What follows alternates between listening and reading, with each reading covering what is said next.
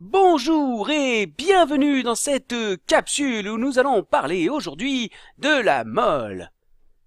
La mole, tu veux dire le personnage des comics? Non, pas tout à fait, la mole. Ah, cette espèce de gros poisson qui vit dans les mers chaudes. Non plus, non, la mole comme en chimie, la quantité de matière. Hein? Ouais, bon.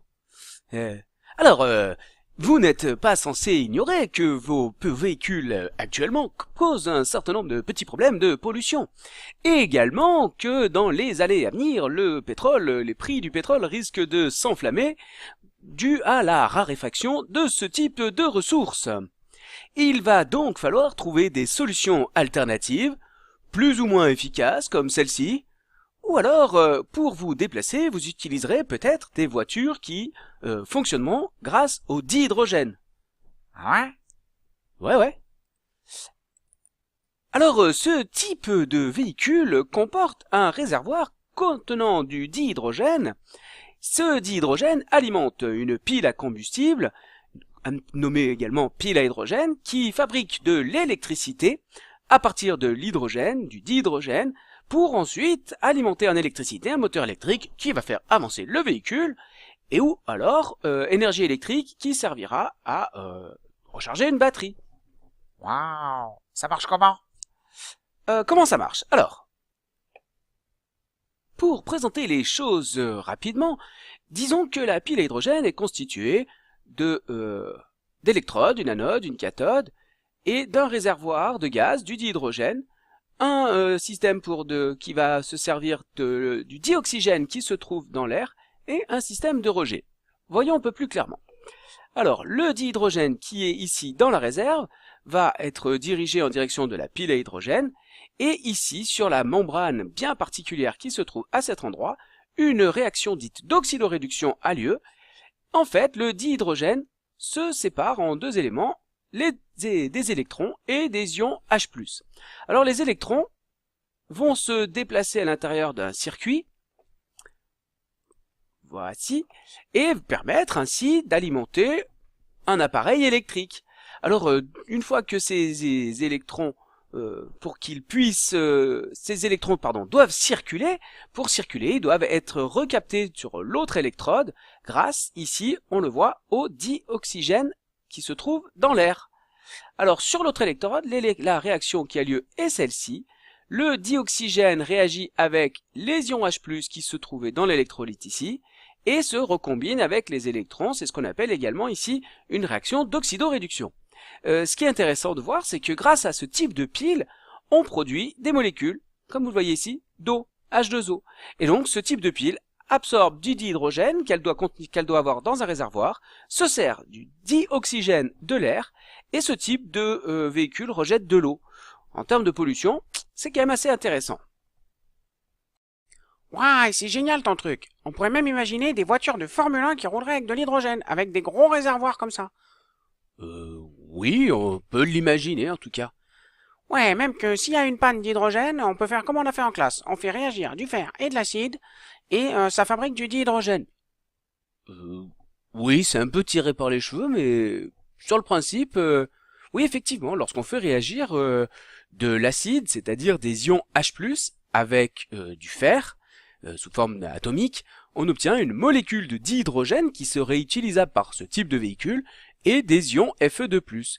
Donc ici, deux ions plus un atome donne une molécule plus un autre ion. Ouais, sauf que moi j'ai besoin d'un peu plus d'un ion ou deux pour ma voiture. Oui, effectivement, oui.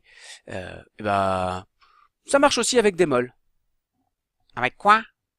Avec des moles. C'est quoi une mole? Regarde ça, tu vas mieux comprendre. La mole. Tout le monde sait ce qu'est une mole. Non? Eh bien, je vais vous expliquer cette notion. La mole est une unité de base du système international de mesure. Elle est apparue en 1971. Elle est principalement utilisée en physique et en chimie. La mole est la quantité de matière d'un système qui comprend autant d'entités élémentaires, molécules, atomes, ions, électrons, qu'il y a d'atomes dans 12 grammes de carbone. Une mole d'atomes contient environ 6,022 10 puissance 23 atomes. Ce nombre est appelé constante d'Avogadro. Son symbole est Na. Comment ça? Vous n'avez pas compris grand-chose? Alors formulons cette idée de manière plus compréhensible. La mole est une unité de comptage au même titre que la centaine, la vingtaine ou la douzaine, sauf que cette unité de comptage est immense, environ 600 000 milliards d'unités. De la même manière qu'il y a autant d'éléments dans une douzaine de pommes que dans une douzaine d'œufs, il y a le même nombre d'atomes dans une mole de carbone que dans une mole de plomb, soit 602 214 milliards d'atomes. C'est pour éviter l'utilisation de nombres à rallonge du genre 602 214 milliards qu'on a créé la mole comme unité de mesure. Par ailleurs, il est essentiel d'indiquer la nature des entités élémentaires, une mole d'atomes, de molécules, d'ions, d'électrons, d'autres particules. Comme toutes les unités, les multiples de la mole sont décrits avec les préfixes du système international d'unités. Son sous-multiple le plus courant est la millimole, 10 puissance moins 3 mol.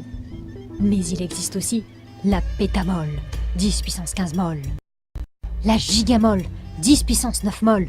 La mégamole, 10 puissance 6 mol, soit 1 million de mol. La kilomole, 10 puissance 3 mol, soit 1000 mol. Ou encore la nanomole, 10 puissance moins 9 mol. La picomole, 10 puissance moins 12 mol. La femtomole, 10 puissance moins 15 mol. La zeptomole, 10 puissance moins 21 mol. La yoctomole, 10 puissance moins 24 mol. Enfin, pour donner un ordre de grandeur, une mole de seconde représenterait un peu plus de 4 millions de fois l'estimation de l'âge de la Terre, soit environ 10 puissance 15 ans. Une mole de grain de sable très fin est contenue dans un volume de 10 km3, soit celui d'un cube de 2,15 km de côté. Une mole de grain de maïs éclaté permettrait de recouvrir la surface des États-Unis d'une couche uniforme d'une épaisseur d'environ 14 km. Voilà, aujourd'hui vous en savez un peu plus sur la mole. Donc, si on résume, une mole représente 200 000 milliards de milliards d'entités, c'est-à-dire d'atomes, de molécules ou d'ions, et plutôt que de manipuler des chiffres aussi grands, on utilise la constante qu'a mise en évidence monsieur Avogadro, cette constante appelée constante d'Avogadro, qui est Na égale 6,02 fois 10 exposant 23 mol moins 1. Donc, une mole est un paquet de 6,02 fois 10 exposant 23 entités. Alors, si j'ai une mole, donc une quantité de matière, un nombre de moles égal à 1, si j'ai une mole, on aura donc 6,02 fois 10 exposant 23 ions, atomes ou molécules. Si j'ai 2 moles, on en aura le double, c'est-à-dire 12,04 fois 10 exposant 23 entités. Si j'ai 4 moles, j'aurai donc 4 fois le nombre d'Avogadro, c'est-à-dire 24,08 fois 10 exposant 23 entités. Alors, vous voyez là où je veux en venir. Si maintenant je dis que j'ai n moles, un nombre de moles n quelconque, cela représentera n fois le nombre d'Avogadro, n fois 6,02 fois 10 exposant 23 entités. On peut donc écrire que grand N, le nombre d'entités totales dans un échantillon, c'est le nombre de moles fois le nombre d'Avogadro. Comme ceci, avec grand N, le nombre d'atomes, d'ions ou de molécules présents dans un échantillon, c'est sans unité puisque c'est un nombre, N, le nombre de moles, le nombre de paquets, et Na, c'est la taille d'un paquet, c'est le nombre d'entités qu'il y a dans un paquet, et ça se mesure en mol moins 1. Voilà, j'espère que cette petite capsule vous a permis d'en savoir un petit peu plus sur ce qu'est une mole. N'oubliez pas de compléter votre questionnaire en ligne, et moi je vous dis à plus en classe!